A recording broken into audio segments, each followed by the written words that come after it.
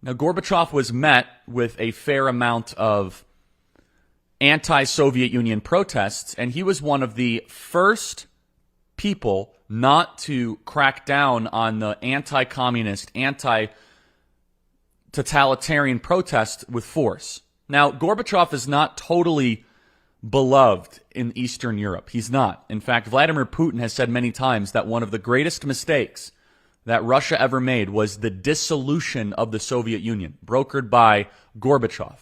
Gorbachev ended the Cold War. And yes, Gorbachev was outmaneuvered and outstrategized by Reagan, but he was always inclined towards peace. Gorbachev was probably too good of a person to run the Soviet Union. And he did bring he brought a movement of sovereignty in Estonia and Lithuania and Latvia in the Balkan Peninsula. The Soviet Union was a far-reaching, totalitarian, communist blanket over the eastern part of Europe. And a lot of that has broken up, and Russia is doing their best job to try to recreate that, albeit very difficult and clumsily, and at a very, very high cost. But Gorbachev was a realist. But Gorbachev wanted peace. And if I look right now at our struggle against the American left, if I look at the totalitarians that run the administrative state in our own country, I say, boy, do we need a Gorbachev of the Democrat Party. We need someone that wants peace, that doesn't want to have this endless conflict that calls us semi-fascists. You see, Gorbachev was not loved by his base.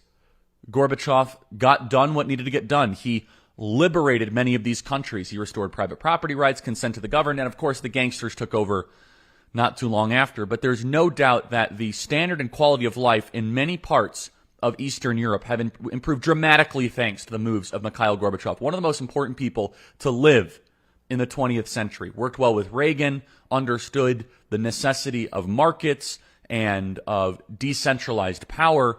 But if I look at our struggle right now against what could be called the administrative state, the fourth branch of government, the shadow government, the deep state, we have to ask ourselves, where's the Gorbachev of the left? And there is no one. Someone that recognizes that this endless struggle between the two incumbent factions is not going to end well. Instead, Joe Biden goes out and taunts conservatives, saying that if you really are going to want to fight your government, you're going to need F-15s. Hold on a second. We never said we want to fight our government. We said that, God forbid, we're ever going to have to push back against a usurpatious, tyrannical government, of which the 20th century had plenty examples of. Then that is what the Second Amendment is designed for. We've been very clear on the program. That's what the Founding Fathers wrote the Second Amendment for. That's why the Second Amendment exists, to protect all the other amendments. Does it make people feel good to hear that? It's just true.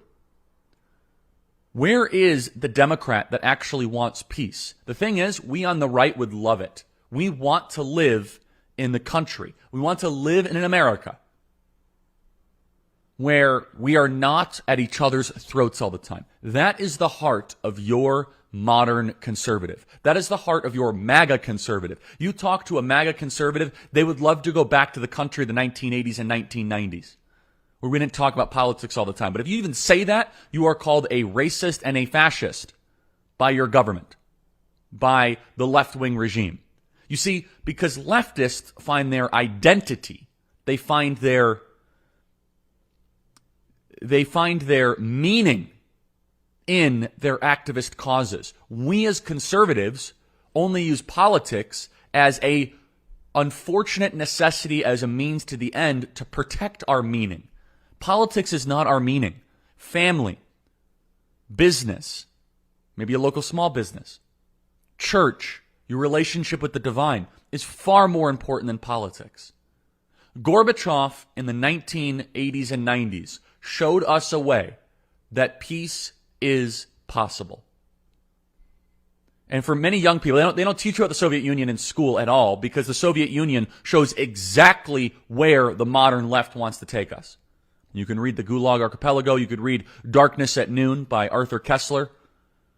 Whether it be the secret police, the KGB, gulags, forced confiscation of property, the kulaks, the lessons from the Russian Revolution from Lenin to Trotsky, to the assassination of General Tukhachevsky, to Joseph Stalin, Russian and Soviet history is instructive to exactly what they're trying to do here.